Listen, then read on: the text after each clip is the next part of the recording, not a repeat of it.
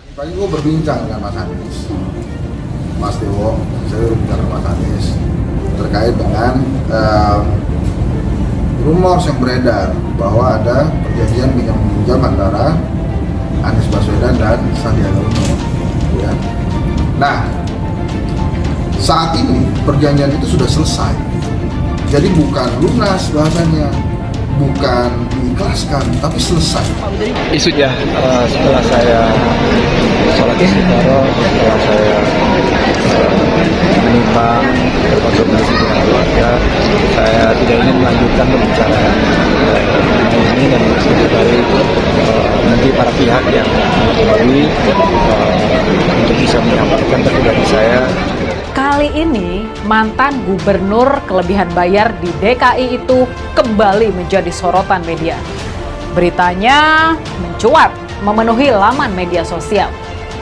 Kabar hangat ini menyinggung soal hutang capres usungan Nasdem pada mantan pasangan wakil gubernurnya, yakni Sandiaga Uno. Karena Anies dikabarkan tidak punya cukup dana sehingga harus hutang kepada Sandiaga Uno yang notabene adalah wakil calon gubernurnya. Dan kabarnya sampai hari ini belum terbayarkan lunas. Patut kita duga pengakuan soal hutang Anies ini masih akan ramai. Sandiaga Uno dan Gerindra bisa saja menjadikan masalah ini sebagai kartu as untuk melawan Anies kalau sampai macam-macam.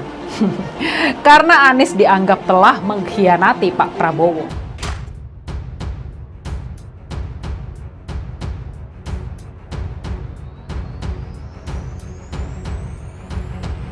Ternyata di balik uang 50 miliar, Cikeas dan Anies bersekongkol lakukan ini. Calon Presiden usungan Koalisi Perubahan Anies Baswedan akhirnya angkat bicara mengenai rumor utang 50 miliar rupiah yang ia pinjam ke Sandiaga Uno pada Pilkada DKI Jakarta 2017 silam. Anies Baswedan tidak menampik hal ini, pinjaman untuk ongkos pilkada ketika itu diakuinya benar adanya. Pernyataan Anies Baswedan disampaikan kepada pendiri lembaga survei Kedai Kopi, Hendry Satrio, ketika keduanya berbicara lewat sambungan telepon beberapa hari lalu. Disebutkan Hensat, uang tersebut memang tak dikembalikan Anies Baswedan, sebab dalam perjanjiannya, biaya ongkos kampanye pilkada itu tidak akan dikembalikan jika Anies Sandi memenangi perhelatan tersebut. Memang pada pilkada ketika itu, Anies Sandi keluar sebagai pemenang mengalahkan Basuki Cahayapurnama dan Jarod Saiful Hidayat. Memang ada perjanjian pinjaman yang kemudian sudah selesai karena Anies Baswedan dan Sandiaga Uno memenangkan Pilgub DKI Jakarta tahun 2017, tuturnya. Hansat menguraikan poin lainnya yang tertuang dalam perjanjian tersebut adalah soal pengembalian pinjaman tersebut. Uang itu akan dikembalikan Anies jika keduanya kalah pada pilkada ketika itu. Maka Anies Baswedan harus mengembalikan pinjaman itu. Tapi kalau memang selesai, jadi artinya tidak perlu dikembalikan pinjaman itu. Demikian Hensat menambahkan.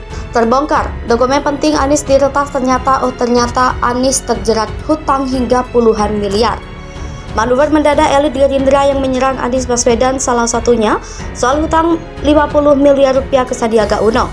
Kegaduhan ini pun disoroti oleh wartawan senior dari forum News Network, Hersu Beno Arif. Mencoba menelusuri masalah ini, ia pun akhirnya mengaku melihat langsung dokumen mengenai klaim utang Anies yang diributkan yang ia dapat dari perwakilan kubu Anies, Sudirman Said. Meski tak bisa menunjukkan langsung ke publik karena tak diperkenankan, Hersu mengungkapkan bahwa soal utang itu dikonfir alias benar adanya. Meskipun dari segi jumlah tidak langsung 50 miliar rupiah persis. Dalam dokumen tersebut, Hersu mengungkapkan lengkap bermateral dan menunjukkan legalitasnya. Lanjut Heru, di dokumen tersebut ada perjanjian sebesar 20 miliar rupiah tanpa jaminan mengingat untuk keperluan kampanye Anies Sandi dan dilanjutkan dengan penambahan 30 miliar rupiah. Hersu juga menyebut uang tersebut tidak mampir ke Anies karena disalurkan langsung untuk tim kampanye di 2017 lalu.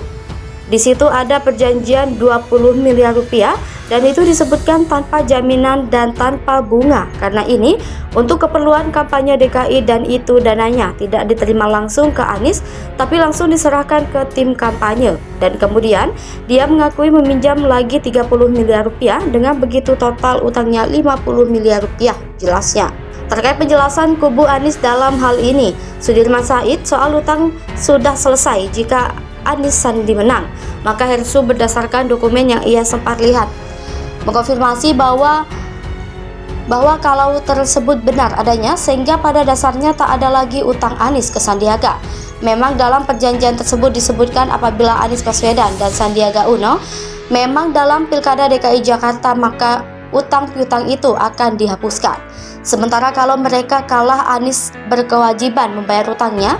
Nah, itu yang tadi saya sempat baca, dan bagaimana kemudian mekanisme penghapusan utang itu yang akan dibicarakan lebih lanjut. Poin-poinnya seperti itulah jelasnya. Sebelumnya, pihak Anies Baswedan melalui perwakilan Koalisi Perubahan, Sudirman Said, telah angkat suara bahwa memang ada soal utang tersebut. Namun dalam klausul yang disepakati ada ketentuan jika Anies Sandi menang di Pilkada DKI 2017, maka utang tersebut selesai dianggap sebagai dana perjuangan bersama. Hal ini kembali ditekankan oleh pendiri kedai kopi Henry Satrio yang ditunjuk Anies untuk menjelaskan mengenal masalah utang yang diributkan. Nasdem dan Demokrat mulai berbalik arah. Rahasia besar Anies terbongkar. Kriteria bakal calon wakil presiden pendamping Anies Baswedan semakin mengerucut. Ketiga partai politik yang tergabung dalam Koalisi Perubahan pengusung Anies, yakni Nasdem, Demokrat dan PKS, sepakat tidak membebani Anies dalam memilih pendamping. Namun, Ketua DPP PKS Maharani Alisera mengusulkan bacawa pres Anies itu perlu memiliki basis yang kuat di Provinsi Jawa Tengah dan Jawa Timur. Kekuatan tersebut dibutuhkan untuk menyeimbangkan Anies di Jawa Barat. Cawapres mesti kuat di basis Jateng dan Jatim, tutur Mardani saat dihubungi di Jakarta Sabtu 4 Februari. Berdasarkan kriteria tersebut, Mardani menyebut nama Gubernur Jatim Khofifah Indar Parawansa sebagai sosok yang paling tepat untuk mendampingi Anies sebagai bacawa pres. Khofifah diyakini mampu mengalirkan suara yang signifikan untuk Anies dari wilayah Jateng maupun Jatim. Saya dukung Bu Khofifah, ungkapnya. Terpisah, Deputi Bapitu DPP Demokrat Kamhar Lakumani menjelaskan bahwa Demokrat melalui pernyataan Ketua Umumnya yakni Agus Harimurti Yudhoyono telah memberikan kepercayaan penuh kepada Anies untuk memilih sosok bacawa pres. Dengan begitu, sosok bacawa pres pendamping Anies bukanlah batu sandungan bagi Koalisi Perubahan. Masalah bacawa pres tak menjadi polemik lagi karena Mas Ketum AHY telah menyerahkan dan mempercayakan soal bacawa pres kepada Mas Anies Baswedan, ungkapnya. Ketua DPP Partai Nasdem Sugeng Suparwoto menuturkan parpol anggota Koalisi Perubahan, terutama tim kecil, terus melakukan pembahasan tentang sosok pendamping Anies.